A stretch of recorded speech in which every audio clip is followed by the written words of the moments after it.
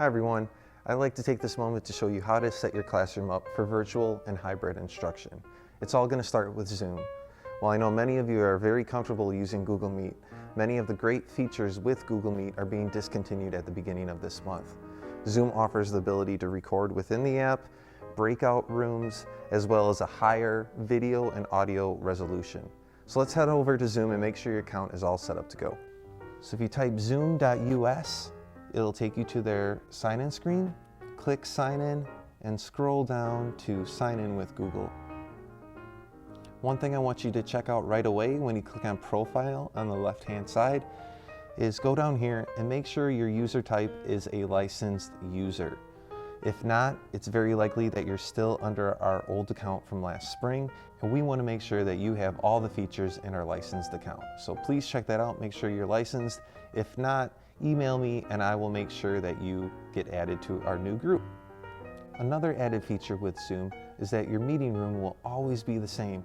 So if you copy and paste this URL into Google Classroom, it will always be the same link that students click on to enter your virtual classroom. So that's where that address will be. And let's host a meeting.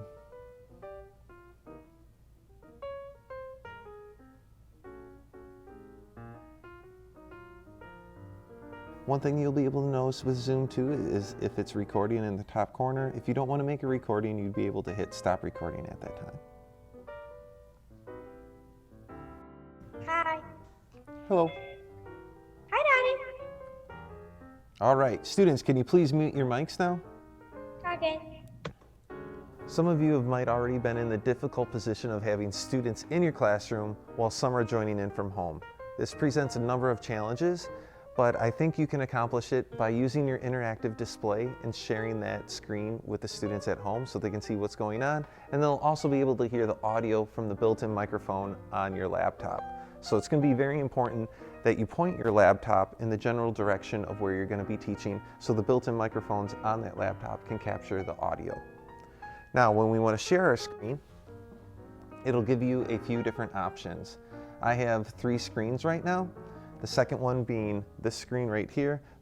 The third screen, that's going to be the one that we're going to want to share. And you can even see that it's selected right there.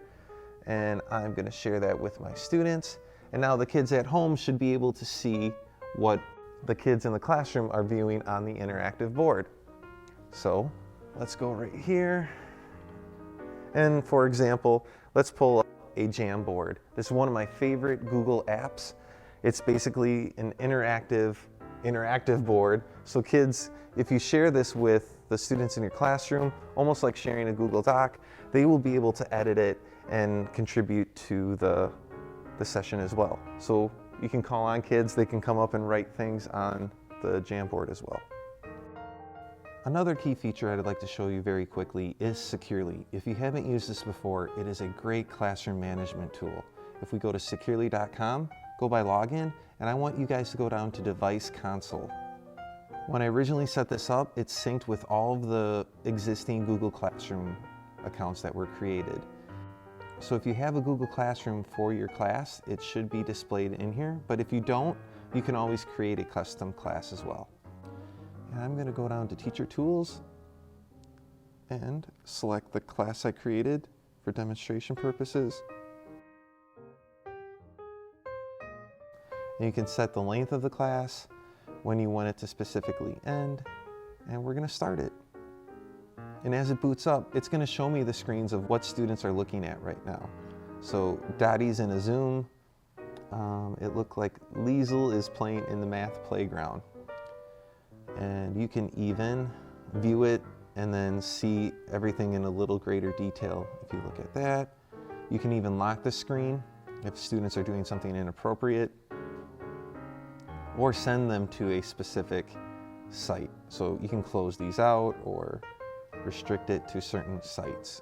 So you got a lot of powerful classroom management tools there, but I think the main one being is that you can see what all your students are doing even from home on their computer. If you have any other questions about using Zoom or the Securely teacher management tool, please let me know and we'll get you the help and support you need. Thanks. Take care. Have a good night.